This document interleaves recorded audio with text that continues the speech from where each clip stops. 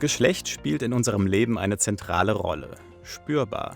Ob wir es wollen oder nicht, ob wir es bewusst wahrnehmen oder nicht, sowohl privat als auch beruflich. Schon vor der Geburt scheint eine unserer wichtigsten Fragen zu sein: Was wird es denn?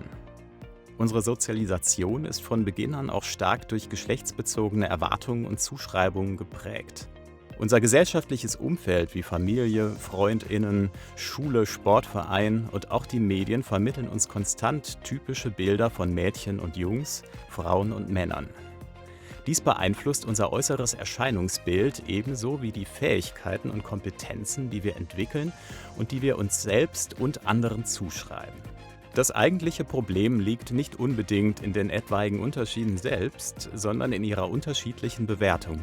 Denn Fähigkeiten, Eigenschaften und Berufe, die traditionell Männern zugeschrieben werden, werden meist noch immer höher bewertet und besser bezahlt als die traditionell weiblichen Bereiche. Das mündet in unterschiedlichen Verteilungen von wichtigen Ressourcen wie Ansehen, Einfluss, Selbstbestimmung, Zeit und Geld. Solange wie Menschen aufgrund ihres Geschlechts um Anerkennung ringen müssen, Abwertung erfahren und diskriminiert werden, solange wie wichtige Ressourcen ungerecht verteilt sind, bleibt Gleichstellung ein wichtiges Thema. Natürlich hat sich schon viel verändert. Seit 1949 steht im Grundgesetz, Männer und Frauen sind gleichberechtigt. Trotzdem durften Frauen in der BRD bis 1958 keinen Führerschein ohne Erlaubnis von Ehemann oder Vater erwerben, bis 1962 kein eigenes Bankkonto führen und bis 1977 keinen Arbeitsvertrag selbstständig unterschreiben. Erst 1997 wurde Vergewaltigung in der Ehe als Straftat anerkannt. 2018 wurde endlich Geschlechtervielfalt rechtlich abgebildet, indem als Geschlechtseintrag neben männlich und weiblich nun auch die Option divers möglich wurde. Schauen wir auf den Bereich der Wissenschaft, so war dieser lange Männern vorbehalten. Der Weg von Frauen an die Hochschulen war lang. Verschiedene Erklärungsmodelle sprachen ihnen die Eignung für die Wissenschaft ab. Im 17. Jahrhundert hieß es, Frauenhirne seien zu kalt und schwach, um die Strenge des Gedankens auszuhalten. Im 19. Jahrhundert wurde behauptet, zu intensives Denken würde die Eierstöcke schädigen. Und im 20. Jahrhundert sagte man, das Gehirn von Frauen sei anders strukturiert und sie seien weniger fähig, räumlich zu denken. Frauen durften erst 800 Jahre nach Gründung der ersten Universitäten zu Beginn des 20. Jahrhunderts studieren. Heute hat sich vieles verbessert. Der Anteil an Akademikerinnen bei Menschen Anfang 30 ist doppelt so hoch wie vor einer Generation. Die Hälfte aller Studierenden sind weiblich. Und endlich ist Geschlechtervielfalt ein gesellschaftliches, politisches und rechtliches Thema geworden. Trans-, inter- und nicht-binäre Personen, also TIN-Personen, erhalten zunehmend mehr Sichtbarkeit und Handlungsspielräume. Auch an Hochschulen. Dennoch bleibt viel zu tun. Zahlreiche Studien und gesellschaftliche Debatten zeigen, Frauen leisten immer noch mehr unbezahlte Sorgearbeit, verdienen im Durchschnitt weniger für gleiche Arbeit und tragen bei Autounfällen ein erheblich höheres Verletzungsrisiko, da die Sicherungssysteme auf Männerkörper ausgerichtet sind.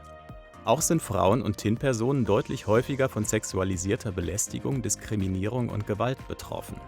An Hochschulen wissen wir, dass Frauen weniger zitiert werden, seltener mit Preisen ausgezeichnet werden und weniger einflussreiche Positionen, zum Beispiel Professuren und Gremienspitzen, besetzen. Das Phänomen der sogenannten Leaky Pipeline versinnbildlicht, dass die Frauenanteile von einer wissenschaftlichen Qualifikationsstufe zur nächsten überproportional abnehmen. Lösen sich diese Probleme im Laufe der Zeit nicht von selbst? Leider nein. In der Hochschulmedizin beispielsweise sind seit 1998 mehr Frauen als Männer unter den Studierenden. Doch in den oberen Karriereetagen sind sie immer noch stark unterrepräsentiert. In keiner anderen akademischen Disziplin tropft die Leaky Pipeline immer noch so stark wie in der Humanmedizin. Wer sagt, dass Frauen nun einmal keine Lust auf Karriere haben, argumentiert deutlich unterkomplex. Denn wir haben es mit Beharrungskräften auf verschiedenen Ebenen zu tun.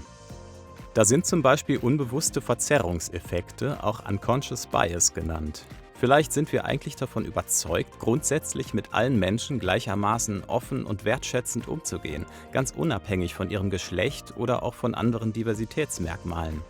Solche Überzeugungen bilden oft jedoch nur die Spitze des Eisbergs des komplexen menschlichen Denkens und Handelns. Denn unter der Oberfläche werden wir oft von althergebrachten Rollenbildern, Vorurteilen und Stereotypen beeinflusst, die wir im Laufe unserer Sozialisation aufgenommen haben.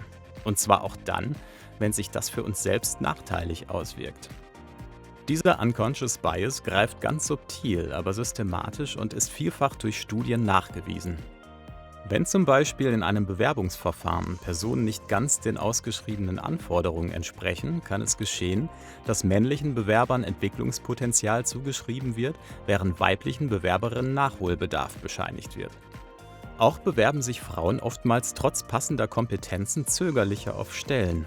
Studien belegen, dass Frauen sehr viel selbstkritischer in der Bewertung der eigenen Fähigkeiten und Leistungen sind. Die mangelnde Anerkennung traditionell weiblicher Aufgaben ist auch in Regelungen gegossen, die Ungleichheiten weiter reproduzieren. So orientieren sich Ansehen und Entgelt in einem traditionell weiblichen Berufsfeld wie dem Hochschulsekretariat immer noch an Zeiten, wo viel Steno geschrieben, kopiert und abgetippt werden musste. Und nicht wie heutzutage Budgets verwaltet, Projekte koordiniert oder Texte ins Englische übersetzt. Und denken wir an die Anforderungen an eine Professur wie zeitliche Verfügbarkeit und räumliche Mobilität. Diese Anforderungen gehen ursprünglich von Personen aus, die alle Zeit und Energie ganz der Wissenschaft widmen, weil sie keine weiteren Aufgaben in Haushalt, Kinderbetreuung und Angehörigenpflege übernehmen. Dass sich diese Anforderungen langsam ändern, kommt natürlich auch Männern zugute, die Care-Aufgaben übernehmen und nun zum Teil ebenfalls mit der Ausklammerung und Abwertung dieser traditionell weiblichen Aufgabe in vielen Berufsfeldern konfrontiert werden, obwohl Sorgearbeit für die Gesellschaft existenziell ist. Alle Barrieren machen es uns umso schwerer, solange sie subtil und unbewusst wirken. Hindernisse aufdecken und gemeinsam bessere Lösungen entwickeln. Das ist eine wichtige Aufgabe von Gleichstellungsarbeit. Gerechtere Chancen für alle Menschen, die Integration unterschiedlicher Perspektiven und die Wertschätzung vielfältiger Lebensentwürfe kommen letztendlich unserer ganzen Gesellschaft zugute.